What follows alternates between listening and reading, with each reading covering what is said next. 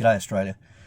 These short videos will serve to give you the information that you need to continue and hopefully enrol with our Lawful Rebellion, Aussie Patriots roll, and also engage with us as we try to explain exactly what is happening with the corporate government we currently have throughout all of our parliaments, and that's federal, state and the local shires, and obviously don't forget our territory.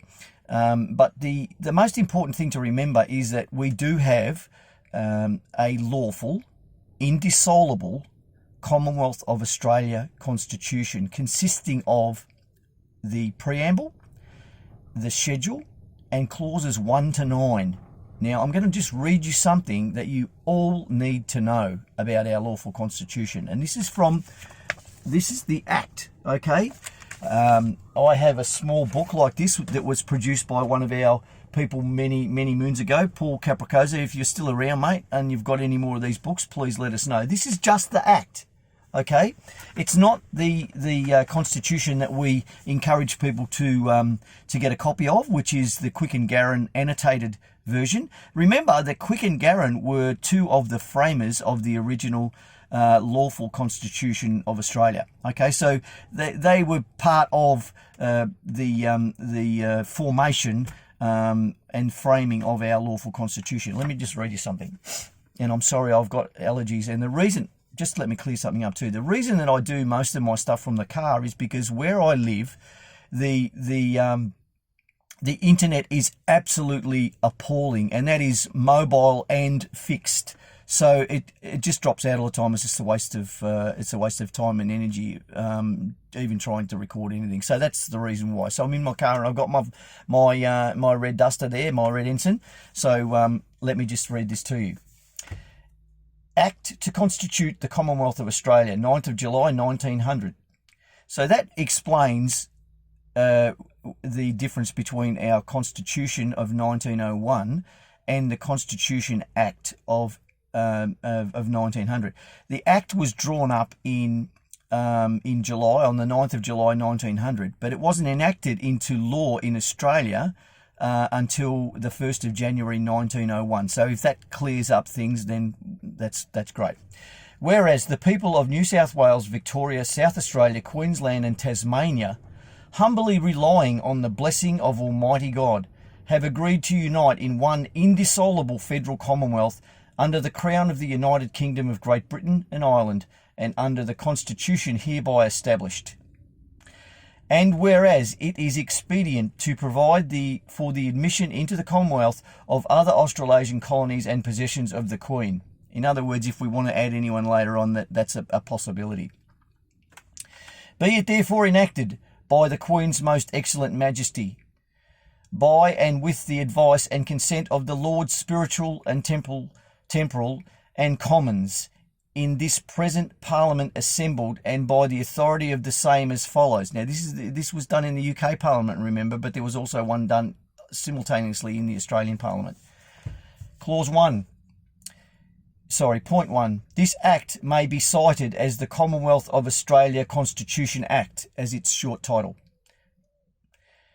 The provisions of this Act referring to the Queen shall extend to Her Majesty's heirs and successors in the sovereignty of the United Kingdom. Perpetual. It shall be lawful for the Queen, with the advice of the Privy Council, to declare by proclamation that, on and after a day therein appointed, not being later than 1 year after the passing of this Act, the people of New South Wales, Victoria, South Australia, Queensland and Tasmania, and also, if Her Majesty is satisfied that the people of Western Australia have agreed to, of Western Australia, shall be united in a federal commonwealth under the name of the Commonwealth of Australia. But the Queen may, at any time after the proclamation, appoint a Governor-General for the Commonwealth. Point 4.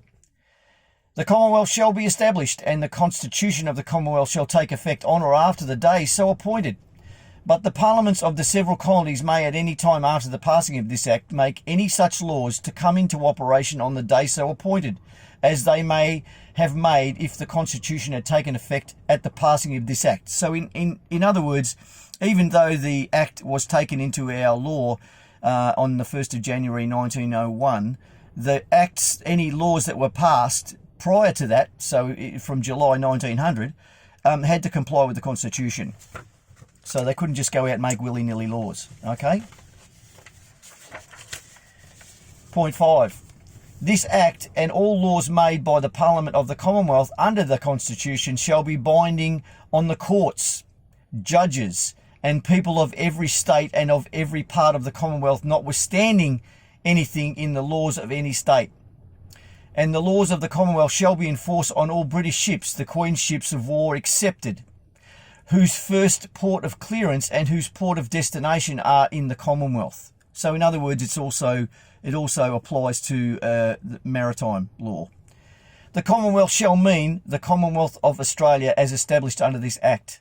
The states shall mean such of the colonies of New South Wales, New Zealand, which obviously didn't go forward, Queensland, Tasmania, Victoria, Western Australia and South Australia, including the Northern Territory of South Australia, as for the time being are parts of the Commonwealth, and such colonies or territories as may be admitted or into or established by the Commonwealth as states. And each of the original states shall mean such states as are parts of the Commonwealth at its establishment. Quite clear. Point 7. The Federal Council of Australasia Act of 1885 is hereby repealed, but so as not to affect any laws passed by the Federal Council of Australasia and in force at the establishment of the Commonwealth. Any such law may be repealed as to any state by the Parliament of the Commonwealth, or as to any colony not being a state by the Parliament thereof. Clause 8. After the passing of this Act, the Colony Boundaries Act of 1885 shall not apply to any colony which becomes a state of the Commonwealth, but the Commonwealth shall be taken to be a self-governing colony for the purposes of the Act. There are no hard boundaries. And point 9, the Constitution of the Commonwealth shall be as follows, and this is the schedule. This is the Constitution components. The Parliament, General, the Senate, the House of Representatives, both Houses of Parliament, powers of the Parliament, the Executive Government, the Judicature, Finance and Trade, the states, new states, miscellaneous, and the alteration of the Constitution. The schedule, and that's the schedule. So there you have it. Now, I'm going to put a PDF of this up so that everyone can read it, familiarise yourself with it. And then, of course, the annotated version has been written by Quick and Garron. It's the only one that is lawful and acceptable as a true indication or true,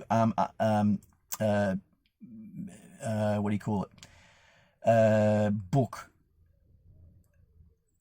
explanation. There you go, explanation of our lawful constitution. However, there are different connotations of our constitution.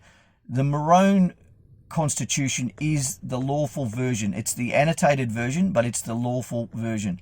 The green one is the one with all the unlawful changes in it, and it's the corporation government's constitution, not ours. Okay, this is something you need to get in your head. And when we refer to the constitution, we hold up the Maroon book.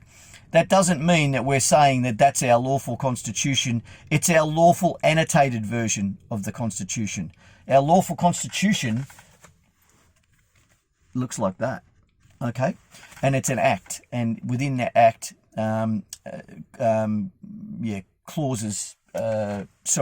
The preamble, clauses 1 to 9, the schedule, and then the actual parts of the constitution, which total 128 clauses, if you like. That's all I got on this. So that's our lawful constitution.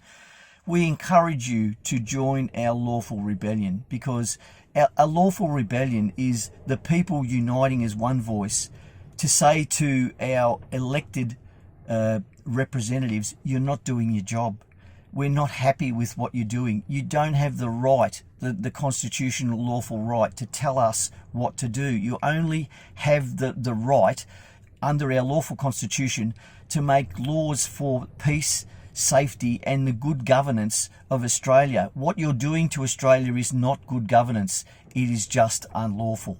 So that's all I got. Advance Australia Fair. There will be links attached to this. Please subscribe to our links that we give you, our YouTube channel, our website, where you can express your views, you can discuss our lawful constitution, and you can get your questions answered. And the YouTube, of course, is where we will be publishing our constitutional education sessions, head up by Wayne, Dick Yardley and Richard Gunter. Wayne will be doing most of the recording, but questions and answers and things like that, you have to be registered, you have to be enrolled, and you have to subscribe. Otherwise, you're going to miss out. So please, please, please, if you do anything today, look up the links, subscribe, join, enroll, do all the things that we ask you to do, and we'll get our country back. I'm telling you. Advance Australia Fair, and see you soon. Bye.